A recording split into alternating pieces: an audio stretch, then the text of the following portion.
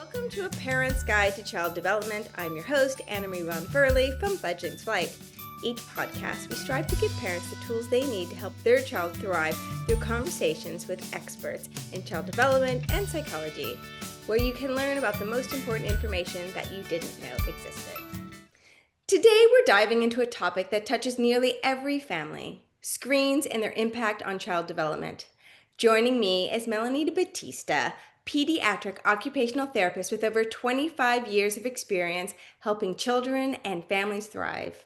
As the founder of Growing Little Brains, she empowers parents and caregivers through courses, mentorship, and resources that emphasize connection, play, and healthy brain development.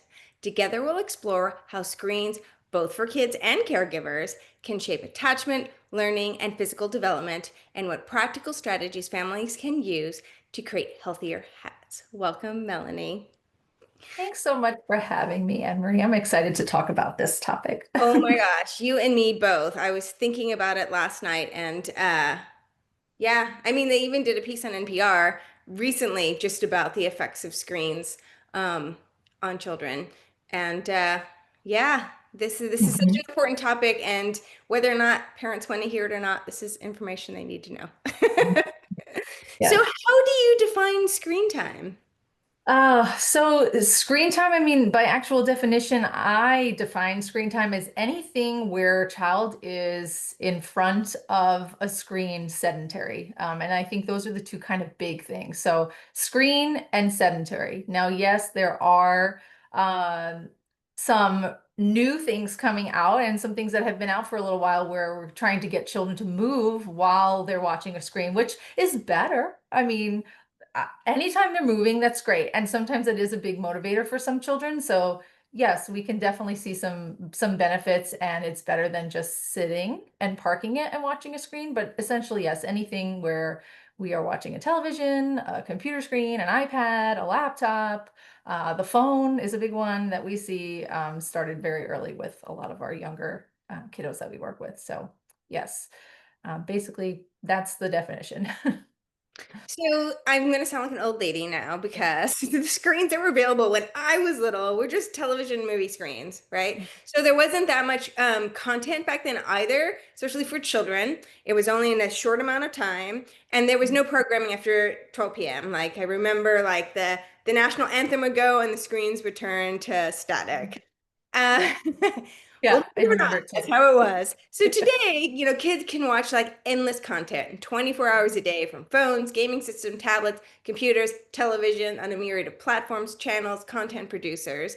So, how do you think the sheer volume of content and ease with which it can be accessed has changed how parents interact with their children and what expectations parents have for their children's screen use? Yeah, it's hard. Speaking as a parent and as a therapist, it's very easy to read the research and see what the recommendations are, but following it and not falling into the trap of relying on the screen time for your child is hard. It's very much easier said than done. I definitely tried very hard to limit screen time when my children were younger. And now they're 10 and 13, and it just becomes increasingly harder, right? It's everywhere. You cannot escape it. I think it's really not really very realistic to think that you're going to get through parenting in this day and age without having some battles around it. And you need to come up with a plan. There's just no way around it. There has to be some sort of a plan. Hopefully, before you even decide to have children, when they're young, you come to an agreement with, your partner, and there'll be some sort of boundary set around it, because the older they get, and I speak from experience, the harder it gets. They are exposed everywhere, and there's really no escaping it at this point. So I think the expectation is that we have to embrace it and know that it's here and it's here to stay. But we need to be one step ahead of our kids and really come up with a plan. And then we need to set boundaries around it and stick to it. I mean, that's the bottom line. That's, again, another thing that's easier said than done, but you have to know why. And I think hopefully today we'll dive into a lot of reasons of why it's so important that you do stick your ground as a parent on making sure that you have firm boundaries and limitations around screen time use in your house. So, So, how might parental screen use, like checking phones during feeding or playtime, impact bonding and engagement with infants?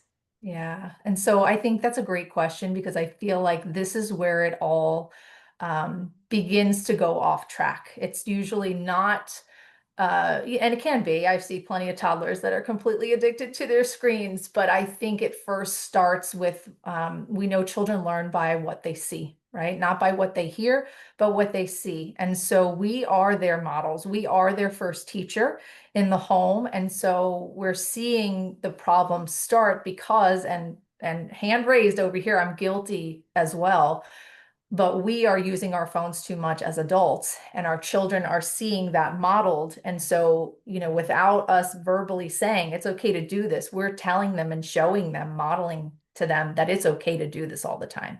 And so when we set the pattern of being immersed in our phones, we're addicted as well. It's the same process that's happening in our brains.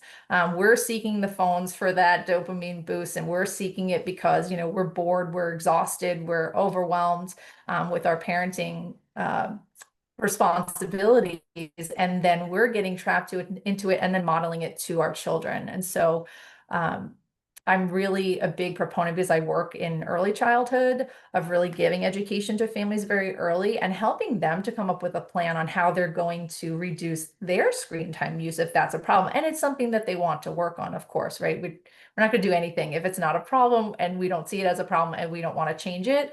But when we can give parents the research behind why and all of the detriments that we're seeing with, excessive screen time use in children, they're more apt to willing to, want to change their habits and behaviors. And honestly, most parents already know. They're like, yeah, I'm addicted. I do need to reduce some of my screen time use too. Can you help me? How do we do this together so that I don't have my child fall into the same trap as I did? Yeah, I know it's hard, and I recognize the irony that we are Mhm. talking about screen use Mhm. Yes. uh, Yes. by And we're on the screen. through screens. Yes.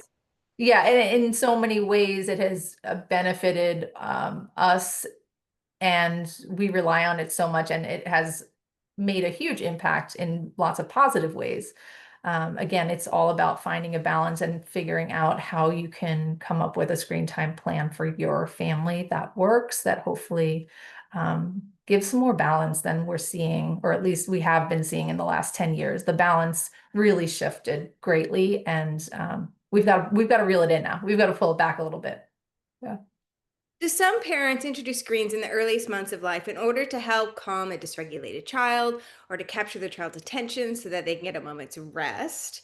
What Mhm. do we know about how screens affect infants' ability to recognize faces, voices, and build secure attachments in the first year of life? Sure. Again, another great question, and that's exactly what happens, right? If we start introducing it as a regulation tool, which is something that I see all the time, right? And listen, I don't judge my families. Everyone's got unique circumstances going on, and especially for the families that I work with, they usually have a lot going on. They're in crisis, a lot of the families that I work with, and so trying to get a moment's break so that they don't lose their cool or lose their temper with their child. Here's the screen. I see it all the time, and I understand why it's being used. Again, I think it's trying to also bring awareness to them so that we can come up with alternatives, because when children are not getting those other things, like you mentioned, like getting the eye contact, getting the conversation back and forth, that really will stunt development in all 5 areas. So again, explaining the importance of, why we need to, yes, maybe we needed to use the screen in that moment because you needed to take a break as the caregiver. You needed to give your child a minute to regulate. But now, how do we come back to the table and do something together and have some connection so that there is some face to face, there is some conversation, there is some enjoyment? I mean, that's the bottom line, right? Like, we want I always want my caregivers to enjoy their time with their child, right? When there's enjoyment, when it's fun, that's when there's learning. When it's not fun and it's not enjoyable, it's not really learning. It's just us forcing them to do something, right? It's just called compliance. Yeah. So my job is always to figure out how do I find those activities that are enjoyable to both the caregiver and the child, because that's where learning happens. That's where development happens. And, could that be screen use a little bit? Absolutely. But does that look differently than you plopping your toddler on the screen and then you going to do something else? Yes, how do you sit with your child to maybe watch something together so you can have a conversation about it? You can have a back and forth. You can be playful. You can model some of the actions of a show that maybe they're watching, or you can reenact and pretend play a scene that was happening in, that show that your child enjoys, if that's something that you like to do as a caregiver. So, always trying to think outside of the box of this is something that the family's already doing. How do we make it more beneficial to their development? Does screen time interfere with the development of foundational skills like eye contact, cooing, and turn taking in early communication? So absolutely. Those are things that can't really be replaced by a screen. Those are really only skills that can be learned with another human. And sometimes that doesn't even have to be the caregiver. We see lots of children who bond much better with their siblings, and younger children just tend to be more playful. Sometimes it's really hard for caregivers to be playful. I hear it all the time. I don't want to sit on the floor and play, tea party. I don't want to play with the dolls. That's not their form of play. That's not enjoyable for the caregiver. Well, I'm not going to force that caregiver into that. That's not an activity that you both enjoy. So let's find something else. But maybe are there other children in the home? Are there other, children that your family hangs around, and that can be something that those two children can do together. And here's how you as the caregiver can facilitate that. Oh, you're seeing that they both enjoy playing with Legos. Oh, great, here's a way to show them how to share them, or how to ask, or how to turn take, or how to look at each other to gain each other's attention because you want a certain color brick. Those are all human interaction skills, and we can't teach that through a screen. That's a 3D action, and skills that need to be taught. So the screen really can't replace that, and actually does hinder that when we have children who really become quite reliant on that as their only form of entertainment and their only form of play. They really don't we don't see as much communication, conversation, eye contact, turn taking, ability to problem solve, just all of those skills that we really only learn through interacting with another human. Hmm. Hmm. What age can children become addicted to screens? Mhm.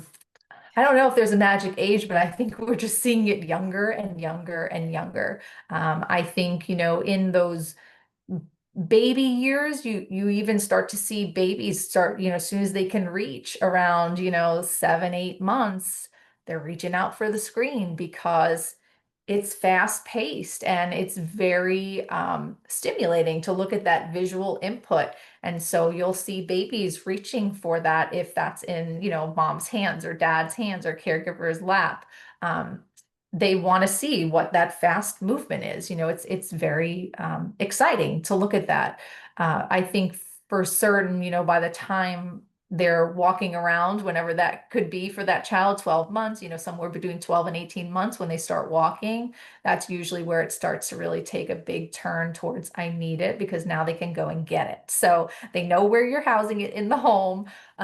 They can go, they can climb, they'll scale counters, they'll scale bookcases to find that iPad that you put away, and they're a lot stronger and can move really quickly at that age. So they're going to go and get their needs met if that's something that they really want. So it's definitely, I think, like a new epidemic with our toddlers, and has been for quite some years now.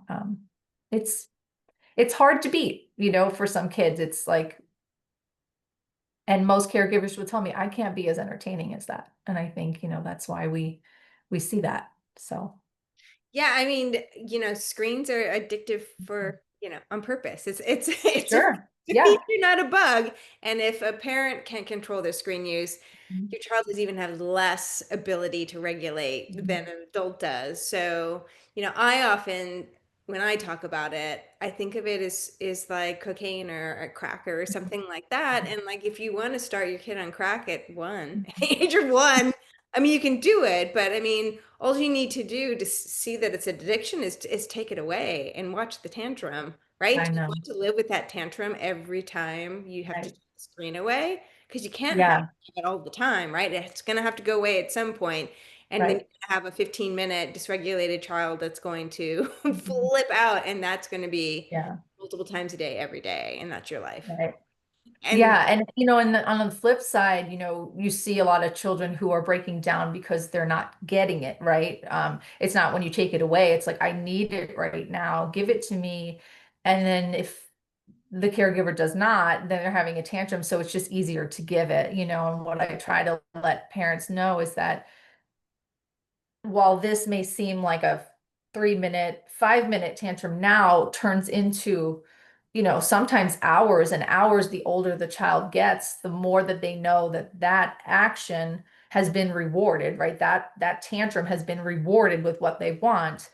It worked. So it sets the neural pathway in the brain to say, I want this, this is what I need to do. And that connection gets made, and then it only becomes stronger. So their will becomes stronger than yours to hold out for hours and days on end for that screen. And, unfortunately, if you don't, if you don't gain control in the early years, once they become a teenager, because now I'm living in that world in my home, you've got nothing. I mean, they'll just walk out, you're not going to control it. And they really have access anywhere else. So they're going to go to their friend's house.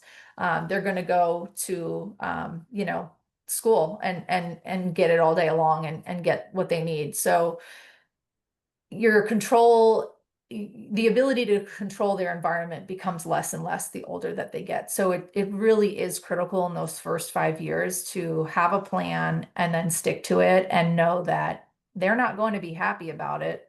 No child is happy about it if that's something that they're really motivated by, and most are at this point, because like you said, they are designed to suck us in. They are designed to make our brain release some really great chemicals that make us feel great. So why wouldn't we want to do it again and again? So um, it's it's really critical in those first 5 years to get that under control as best as possible. for toddlers who are rapidly developing motor skills and language, how does screen exposure influence physical activity, exploration, and early vocabulary growth? Sure. I mean, I think, kind of along the same lines, it's screens in and of itself. We have enough research now to show us that it does make changes, physical changes to the white and the gray matter of the brain. But there's no question about that. And I will definitely give resources for you at the end if parents are more interested in kind of like what do the MRIs actually look like? What does the brain look like after my child's been addicted to a screen for years on end? So we know that there are actual physical changes that then impact cognitive development, executive functioning development, physical development, social emotional development, all of the above are in our children's mental health, of course, which is the biggest one. But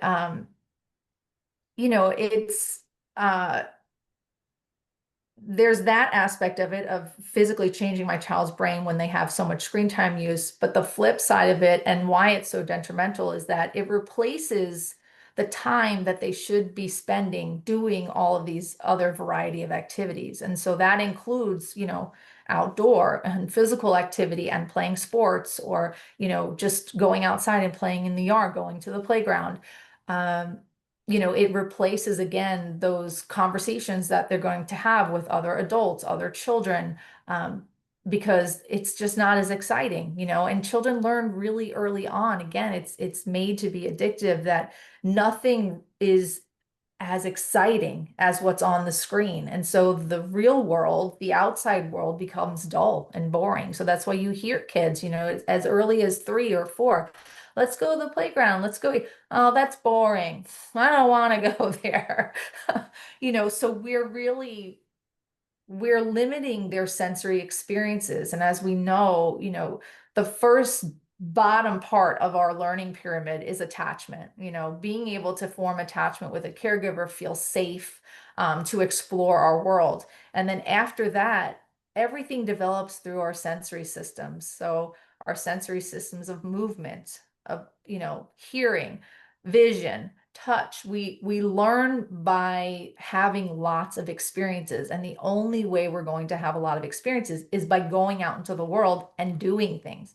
When we don't go out into the world and we're sitting at home mainly on a screen most of our hours, we're limiting our children's ability to have sensory experiences that actually form the development for all things later on in life: communication, executive functioning, problem solving, academics, reading, writing, um, communication, everything builds upon how much experience we give our children in those younger years.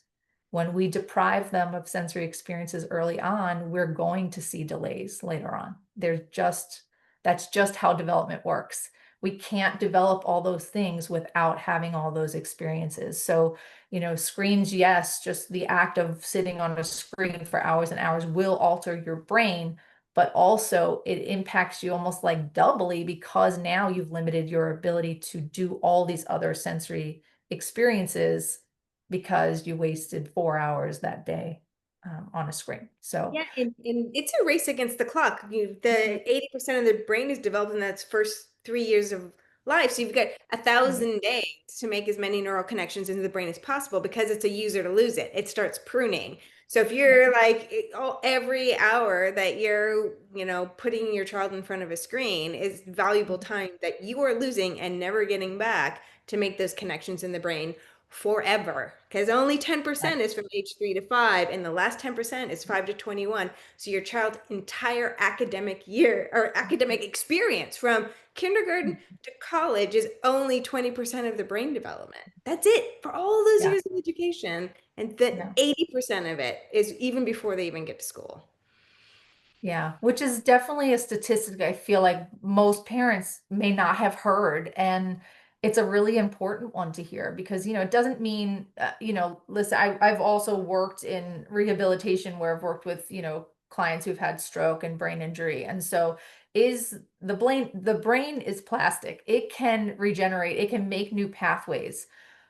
But like you said, the foundation of that brain development really happens in those first 3 to 5, really even up to 5. We're still growing a lot, but the first 3 are very critical.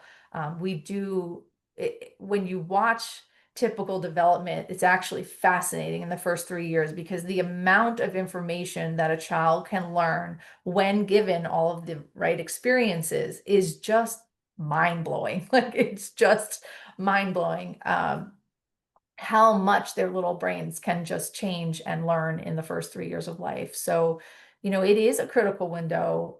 It doesn't mean that your child won't develop after that. It just means it's going to be so much harder. And usually, what we end up seeing later on then is there's gaps in learning, right? Do they learn to run and jump and skip and talk? And yes, a lot of those children do, even if they had an early childhood experience that was very limited with their sensory experiences, right? But what we typically see later on is that, they have a hard time really paying attention. Maybe they do get diagnosed with a learning disability. It's really hard with all of those executive functioning skills like, problem solving and sequencing and memory. They have a hard time just sitting in their chair, they're very disorganized.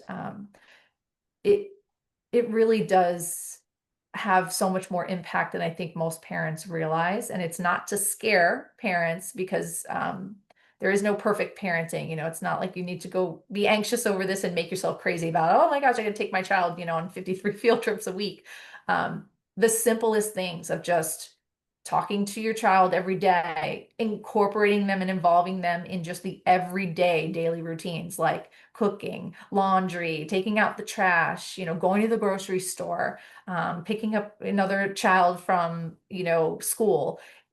There are so many learning opportunities just in what we do every day. It doesn't have to be, these extravagant things or even spend a lot of money to give your child varied experiences. It's really just the simplest things of just interacting with them, pointing things out, labeling, having conversations, talking, going out, moving your body, getting out into nature. It's really not as complicated as some people think. If I take away the screen, like what else would we do? And that is the biggest thing. That is, you need to figure that out for your family. Um, that's the easiest way. I tell parents, you've got to figure out what it is you like to do besides this, and then you need to figure out how you're going to do that regularly. What are some red flags parents should watch for that might indicate screen time is impacting their child's physical development? Yeah, I think some of the big ones that we see physically, eh, definitely sleep. That's kind of the biggest one that I hear from parents frequently. If a family is telling me their child's having difficulty sleeping, my first question is how much screen time use are they having, and what are they consuming, and at what times of the day, and what does that look like? So, being able to shut the screens off. If I always ask my families, how much screen time use does your child have on a daily basis? And usually, most parents are pretty honest, and whatever number they tell me, I usually like at least times and a half it. They tell me 5 hours, I'm like, it's probably more like, 7.5. Okay, let's start there. How can we start decreasing? At what time are you shutting the screens off at night? If it's 10 p.m., how do we start bringing that back a little bit? Can we make it 9:30? And then next week, can we make it 9 o'clock and start rolling it back, baby steps, because like you said, it is an addiction. So trying to cut cold turkey, I mean, it sounds like, oh, this should be easy. You just talk like, no, no more.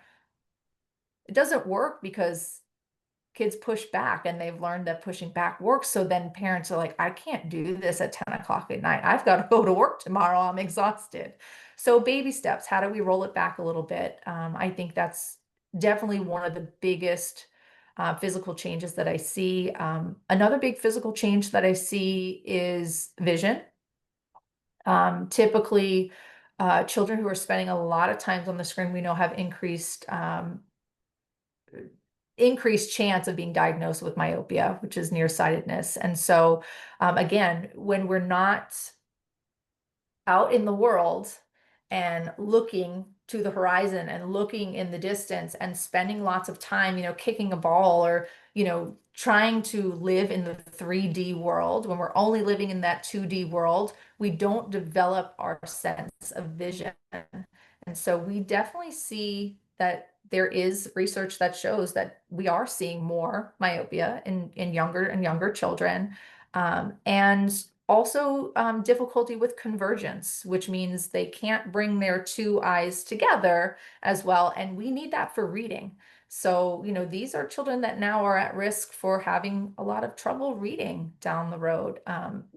The eyes also, again, need varied sensory experiences to develop appropriately, to develop the depth perception, to develop that convergence of moving those eyes together, to develop what we call like saccadic movements or pursuits, where we can look at one thing and then come back. So that's an important skill for like being able to look at the board. I mean, back in our day, we had a chalkboard. So you had to look at the chalkboard and then, go to your paper and write it down. Now they're kind of looking at a computer screen or a whiteboard and then having to go to their paper. But that back and forth movement of like far away, near really becomes delayed when all we're doing is just looking at a screen near point all the time. So, some physical changes that we see greatly are in that visual system, which then obviously does lead to lots of other things down the road too. So, I think those two reasons alone are enough for me as a parent. I was like, oh, we've got to curb this when they're younger. These are big ones. I value sleep greatly. Sleep is of utmost importance for myself. So when my children weren't sleeping when they were younger, oh, it was rough. And I was like, there's no way I'm going to impact sleep with doing something that I can control. We've got to get our sleep in this home. So definitely some things to look out for. And then I think just also sometimes delayed motor skills because it's just not out and moving. So we see core weakness. I'm not able to really hold myself up, sitting in a chair in kindergarten when I should be able to do that. And we're seeing, lots of slouching and, hanging our head on our hands because I can't really hold myself up for too long. hand weakness because we didn't go out to the playground and hang on the monkey bars as much, or do things with our hands around the home. Helping with chores really helps kind of develop some of that hand strength. And then there we see reduced fine motor skills in pre-K, in preschool, in pre-K, in kindergarten, and lasting on into handwriting when they start handwriting in those grade level years. The amount of referrals for fine motor and handwriting in the schools, because I've worked in the schools quite a bit in my 25 years, has just blown through the roof. I mean, it's job security for me, but it's not the job security and the development, that I'd like to see. So yeah, they're just having a hard time holding their pencils. They're having a hard time, being able to have the endurance to write, a paragraph. It's too hard. My hand hurts. So lots of detriments for having too much sedentary activity when they should be moving in that 0 to 5 age range a lot. Yeah. One of the things I just wanted to mention about convergence, which is your eyes coming together, that people may not know, is that that affects your ability to drive in ball sports. Because if you don't know how far away the car in front of you is Mhm. as an Big adult, one. or Mhm. a soccer ball, like how far away is that soccer ball? Is it 10 feet away or is it a foot away? Like that's going to impede their ability to play baseball, basketball, all sports because they don't have that ability to Yeah. move their eyes together for. Yeah. And it is, I mean, because I've been doing this for 25 years, and because I always say I can't take my OT goggles off, I see it everywhere. I go out into the community and you just watch, any kind of recreation sports, because my children play sports. And our children are really delayed in their motor skills. We had a soccer coach at one point about 5 years ago come from overseas. I think they were from, like, I want to say like Australia or somewhere.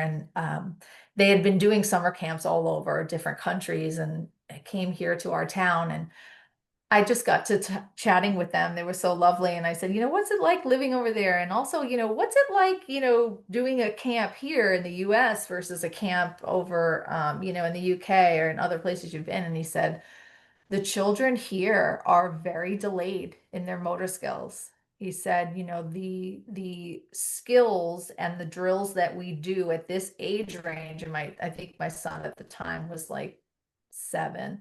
For our 7-year-old group here, we have to kind of do what we do with like our 5-year-olds over there. And I was like, oh, that's interesting. I said, what do you think that's about? And he said, number one, he goes, your kids are on the screens too much. And number two, he said, you eat crap. He said, I've got parents coming here at lunchtime dropping off McDonald's for their children at a soccer camp. And he said that would never happen in those other countries that we have been doing camps at. And I was like, noted. So, what are your thoughts on educational programming or apps? Can they replace hands-on activities or interactions with humans? So the interaction piece uh, is a no, I think. I think we get also into a lot of scary things when we start interacting online. And I know that that was a big thing when COVID happened, because it was like, well, my preteen, my teen, they can't go to school. They're not seeing their friends. So I'm going to let them, do some things online. And, now and my children are in it. It's like the video games where they can talk to each other. And, have a lot of parents tell me, well, at least they're like playing with their friends. Okay, I guess it's better than playing with a robot, or it's just better than like playing alone, maybe. I don't know. I don't know if you could say better.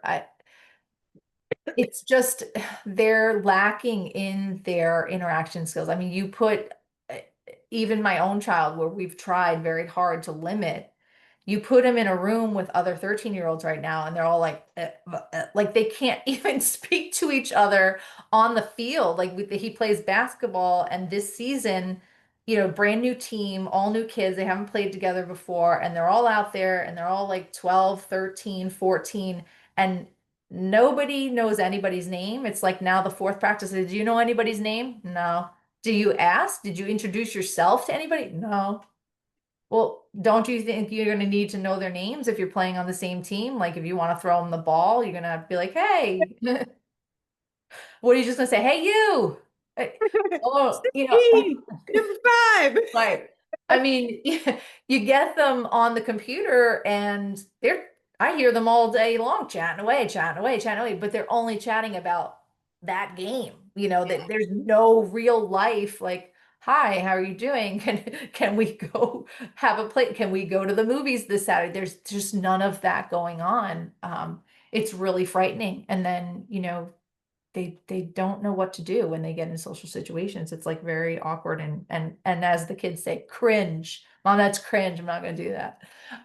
So I don't think it replaces, I think we're really doing a detriment if we think like, oh, my child's playing with other children on the video game, so that's their socialization. No, it's not the same. They're not learning the same critical skills. What was the other part to that? Are they learning the interaction? Educational apps, like the Oh, ones that are the for like language development or spelling apps or math right. apps, that kind of thing.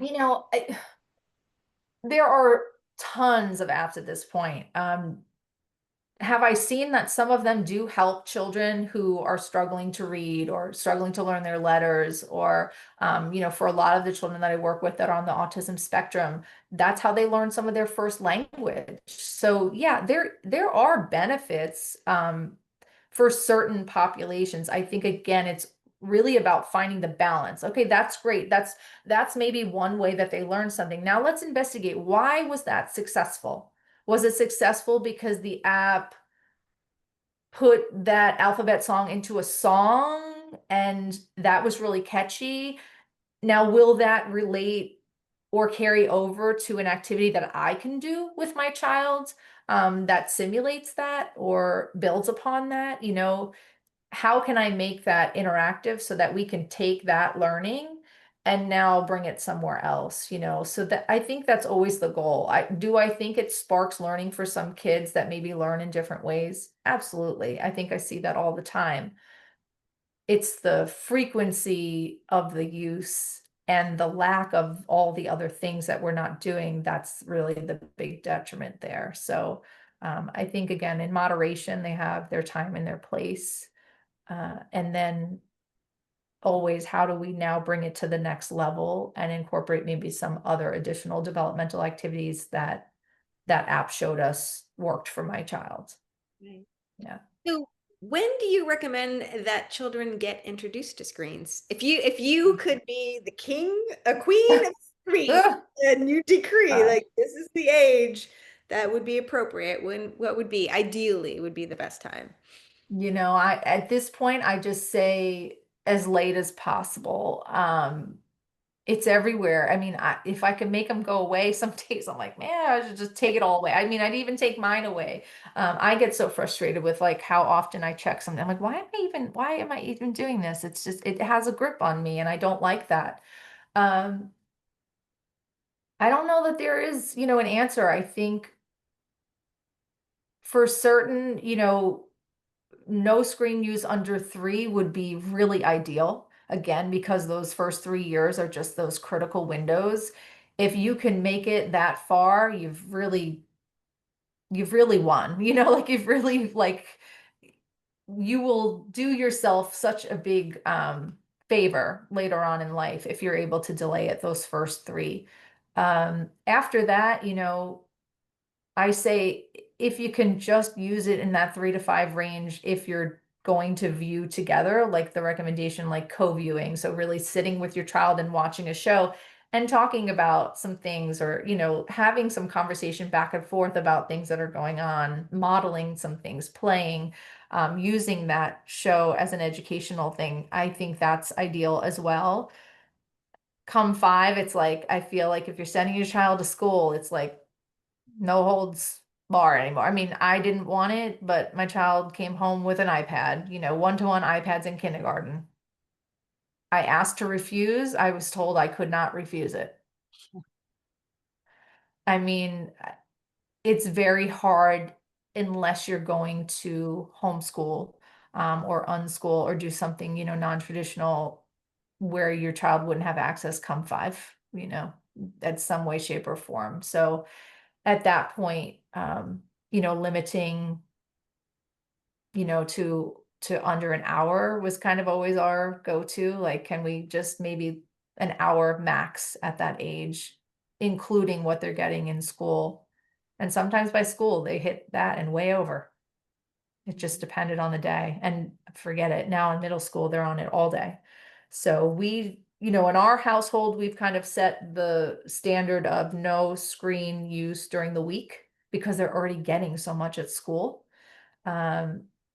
Unless it's like a special occasion, or unless maybe they have the day off, we really try to stick to that because they don't get home until like 4:15. And then we've got from 4:15 until like 8:30, which is when we really try to do like lights out or reading in bed. And so it's 4 hours to do other things. And they don't move for more than 20 minutes is their recess during the day. So I tell them we have to do at least an hour of moving our bodies every night. And then we have to eat dinner and we have to clean up and do homework. And by the time you do those things, it's time to shower. So there really isn't time for it. So that's kind of how we manage now these older years. And then weekends, we, give an allotment of like an hour, usually. So it's what works for your family, but I think trying to keep it, in that hour to two max in those grade years is kind of ideal if you can get there. But most families, I would say, are really probably, if they added it up, they're hitting like 5-6 hours a day, which is what I typically see, which is, it doesn't really leave time for anything else when you think about it. Yeah, it's Yeah. true. What should parents be mindful when children begin asking for their own tablets, gaming systems, or smartphones? Yeah, I mean, I think you just need to be aware that once it's given, you can't take it back. I mean, you can, but good luck. Yeah, Um, right? to me, it was always a lot easier to delay than to try to give and pull back. And I think that's just kind of, you know, human nature. It's easier to kind of delay things than to say, okay, yeah, you can have it now. I'm going to take it away. I think it's really hard. So can it be done? Sure. Did my children get an iPad before I wanted them to? They did, because I did not buy it for them. A family member did. So didn't have much of a choice in that, but we limited it and kind of told them that was just how it was going to be. And then slowly we gave more and more over time. So yeah, it's definitely something to think about, think about why you're doing it. And I think what I see just kind of in my world, in my community, a lot of times it happens because everybody else has it, you know, every other kid has it. And so I want it. And, really what we're seeing in our school is as early as second and third grade, children are getting smartphones, like their own smartphones. And so now that I have a fifth grader and a seventh grader, especially my seventh grader, he's like, I'm pretty much the only one without one. So it, you have to be strong. You're really essentially going against the grain, and you've got a child coming home saying, I'm being socially isolated because I'm the only one that doesn't have one. So you've got to have good reasons, which is why you need to know the research, why you need to know, what can happen if you do allow free rein too early, and what it can do to their brain development. And that's, we have those talks. And I have shown him the research. I say, this is what can happen. These are the risks that you will take on if I give this to you too early. I'm not being a responsible parent. I'm not keeping you safe if I allow you to have this as a third grader. There's just no way to monitor everything. And I know that I hear that a lot from, family friends. Well, we gave them one because we needed to get a hold of them, but we block, we have parental control on everything. They get around all of it. They are so tech savvy.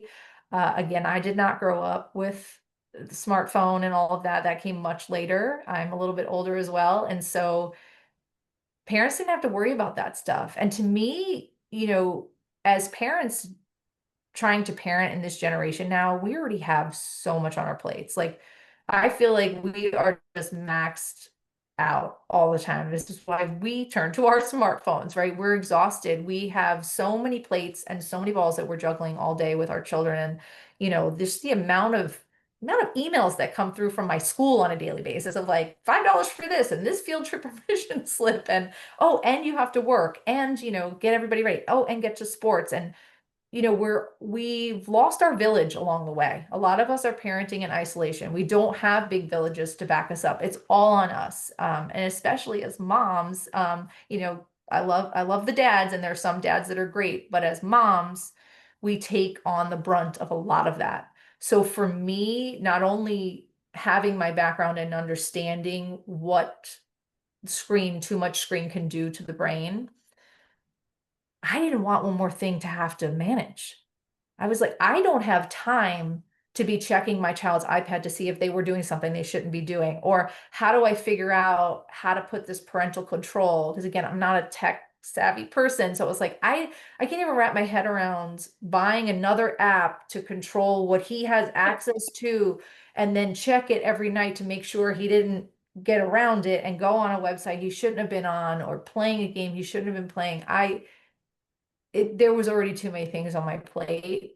So that was definitely something that has been disclosed to them. Like, mommy doesn't need one more thing to manage, which is why you're not getting a smartphone, which is why you're not getting, the iPad. It's just too much. Yeah. And I think both of you and I were talking before we had this conversation. Mhm. I have a 16-year-old, and Mhm. he and another classmate were the only ones in eighth grade who did not have a phone. Right. But they also got to see the addiction in real time with their friends, right? Like as soon as between classes. Right. Right. Yeah. And it's And then and they're interesting. like they're isolated because they're not Right. staring at a phone like Right. everybody else is, right? Yeah, and I think, that's a really important thing for parents who are listening, caregivers who are listening who are like on the fence because maybe your child's telling you the same thing because they will if they haven't yet. They're gonna come home and say, I'm the only one that doesn't have it. And you're gonna feel like, oh gosh, like I'm that parent, but on the flip side is yes, I would say fourth grade, fifth grade, sixth grade, it was a very hard push. I feel like I'm being left out. Everybody has one. Why can't I have it? Everybody else has it. I'll be responsible with it, et cetera, et cetera. But now that he's on the other side of that and he's a little bit more developed in his brain, he's a little bit more mature, and he's 13, he is seeing the detriments in his classmates. He does tell me that all the time, like how, you know, so and so used to do this activity, that activity, and now they don't do any of that anymore because they just play video games all day long. Or, this one doesn't even know how to have a conversation. That one's so disrespectful, like they don't even, interact with anybody, and they're mean to their teachers and to their parents. So he's pointing that out in his classmates, and he sees that they're lacking skills, right? Essentially, it stunts our development. So then we're lacking skills. And now he's seeing that his peers are lacking skills, and he's attributing it to they're on the screen too much. Like that's all they do. They go home and they're on their screen, and there are games that they play together, and he'll see those kids every single time he goes on and he gets his, hour to play, that, those couple of kids are always on, and they're on all hours of the night, and there's no boundary, there's no limit set around it.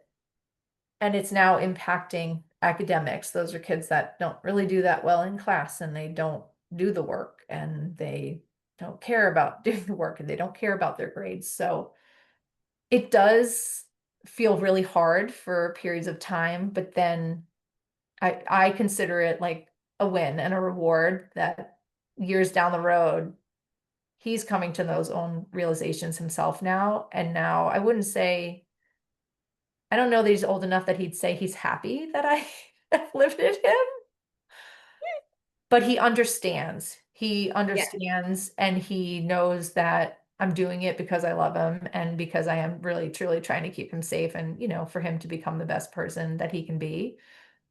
And so he understands the reasons a little bit more, and he doesn't fight as much. The fighting about it has become less and less. So it's now just kind of, I've stuck to my guns so long that he's like, she's not gonna budge. Like, She's not budging on this. Um, so yeah, I think, the current recommendation as far as like smartphones, they really pushing that campaign. And maybe you've heard just like wait until eighth, I've heard, and then also like wait until high school. Honestly, I think middle school is like the worst time to give your kid access to a smartphone and social media and just, unlimited access to YouTube and whatever else they can get into. It's also another, we talk about 0 to 3 and 0 to 5 being a critical time for development, but those teen years, those adolescent years is a really another very critical time in brain development. I kind of call it like toddler 2.0, like toddlerhood 2.0. It's like they do stuff like your toddler would do, but at a much more uh risky level. More like, consequences and, frankly, some very life altering decisions can be made in this age range. I used to work on a brain injury unit for adolescents, and majority of my clients were 15, 14 to 19-year-old boys who didn't have the executive functioning to make safe choices and ended up really injuring themselves. So it is a very critical period of time. It's almost like an illusion because you think they're getting older and you're like, oh, they're responsible, or like now they're like a mini adult, but they're not. Their brain is really not developed, and it's going under major construction in those adolescent years. And they're supposed to make a lot of mistakes. And hopefully, I always tell my kids, you're supposed to make mistakes right now. That's okay. We're going to support you through this. We're going to figure out, how to make it better and how not to make the same mistakes. We have to also figure out how not to make life altering mistakes right now, right? Like life ending mistakes. So we have a lot of those conversations lately about, good choices, bad choices, what could be life altering decisions that you're just not even aware of yet. You just have no idea what this could really do to your future. And I think, especially now in this generation, they're so much more at risk, right? We did stupid stuff as kids, and yeah, maybe your parents found out and like your good friend found out, but like the entire world didn't find out on social media, like that you did something really dumb. And now it's there and it's there permanently forever, right? Like you're going to go get a job when you're 30 and that stupid thing you did at 15 could still come back and haunt you. So the risks are higher, which is also why I think we have to have tighter limits and boundaries about what they're able to access and do in these critical windows of brain development. So So I could talk about this all day, but we're running out of time. So if parents take away one or two lessons from this conversation, what would you like for them to be? I think my number one takeaway is going to be make a plan and stick to it. No matter how hard it is, stick to it and know why you're sticking to it. Know that you're truly being the best parent you can be and supporting your child's brain development if you make a plan to make sure that you limit screen time use early and always through adolescence. And you know that you expose them to lots of other experiences. Find ways to have joy with your child. That is ultimate, right? I said at the beginning, the bottom part of that learning period, that bottom part of the learning pyramid is attachment, is security, making sure your child feels safe, making sure that you have attachment and a secure bond between you and your child. The second step is getting all those varied experiences. And so that's going to look different from family to family. There's no, prescription like do this amount of sports and this. Every family is going to be different. Every child's different. Every caregiver is different. But find the commonality between the two of you. What is it that you both enjoy? And do that and do it frequently. I mean, for my family, we found out early on that our children were really into sports. That was a great fit because both my husband and I are into sports. So it was a natural thing that, instead of being on the screen, we were outside hiking, biking, playing ball, like doing all the things. And that's still what we do as a family now. We pretty much play basketball every day with our kids. That's our bonding time. That's our activity. For other families, it's reading, like we love reading books. I love reading books and my child loves reading books and they read books and books and books. Great. Whatever that is that you both enjoy, do that. Just part of fighting this whole screen, battle and like, how do I limit it and how do I make a plan is finding replacements, finding other things to do. And I'm sure every parent can relate to that because right on the days that you're out and about and busy, we don't hear as many requests like, can I have the iPad? Can I have the screen? When you're home and they're bored, it's the first thing they're going to ask for, right? Like just unfortunately, as your children age, that creativity light just kind of dims. It is a natural process. It's why us as adults, we're just not as generally playful and creative as we were when we were younger. It's just something, unfortunately, I think our society just kind of, I always say it dims that light. And I hate that because I feel like both of my children are now out of that phase of like, I don't see that light going on anymore. They used to make up their own games and, play with figurines and make these elaborate, scene. And now they don't want to do that anymore. And it's like, as a mom and an OT, it like, oh, broke my heart because I saw that light dim.